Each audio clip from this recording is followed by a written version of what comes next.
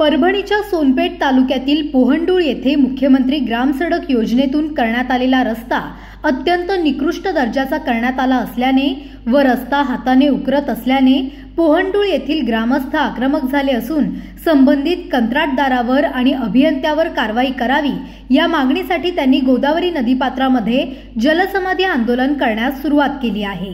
जोपर्यंत संबंधितांवर कारवाई होणार नाही तोपर्यंत हे आंदोलन सुरूच राहणार असल्याचे ग्रामस्थांनी सांगितले आहे। तर दुसरीकडे या आंदोलनाची बच्चू कडू यांनी फोनवरून संपर्क साधून चर्चा केली आहे। हॅलो, बोला ना तर। आंदोलन चालू आहे म्हणलं भाऊ। इथला मुख्यमंत्री ग्राम सडक योजनेतून रस्ता झालेला आहे। त्या रस्त्याचं काम न करताच गुत्तेदाराला बिल दिलेलं आहे। बोगस काम झालेलं आहे, सगळं साइड पट्टा नाही, रस्ता पूर्ण उखडलेला आहे।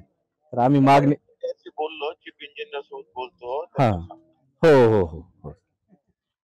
आम्ही पोंढूर फाटा तालुका सोनपेठ या रस्त्यासाठी सकाळी 10 वाजल्यापासून जलसमाधी आंदोलनामध्ये बसलो आहोत। आम्हाला पोलीस प्रशासन सोडलं तर कोणीही आम्हाला पॉझिटिव्ह असं आम्हाला कोणी सहकार्य केलेलं नाही। सार्वजनिक बांधकाम विभागाचे कर्मचारी देखील ओढाओढीची उत्तर देत आहेत आणि आमचा असा आरोप आहे की त्यांनी पैसे घेऊन हा बोगस रस्ता करण्याला चालना दिलेली आहे। हे रस्ता मुख्यमंत्री ग्रामसडक योजनेचा असून मुख्यमंत्र्याच्या नावाची बदनामी हे आमच्या विभागाचे सार्वजनिक विभागाचे अधिकारी करत आहेत। ह्या पोंढूरचा 2.5 किलोमीटरचा रस्ता नसून तालुक्यामध्ये असे बरेच भ्रष्टाचार रस्त्यामध्ये झालेला आहे। तरी संबंधितावर त्या सिराजभाई नावाच्या गुत्तेदारावर कारवाई करून त्याला ब्लॅक लिस्टमध्ये टाकावा असं आमचं स्पष्ट मत आहे, कारण त्याने भरपूर भ्रष्टाचार आमच्या सोनपेठ तालुक्यामध्ये केलेला आहे। तरी या रस्त्यासाठी आपण मुख्यमंत्र्यांनी लक्ष घालावी विनंती मी पोंढूर ग्रामस्थांच्या वतीने करतो आणि या सर्व शासकीय कर्मचाऱ्यांनी आर्थिक उलाढाल करून बोगस रस्त्याला चालना दिलेली आहे। तर इंजिनियर असतील रस्त्याचे काम बघणारे समजा, तर त्यांनी काय केलं, पैसे टक्केवारी घेऊन बोगस काम करण्याचं काम त्याने मग तर फास्ट केलं। आणि आता इथं येऊन आम्हाला तेच त्या रस्त्याच्या संदर्भात चर्चा करतात की आम्ही प्याज मारून देऊ, काय करून देऊ समजा। पण हे कशासाठी?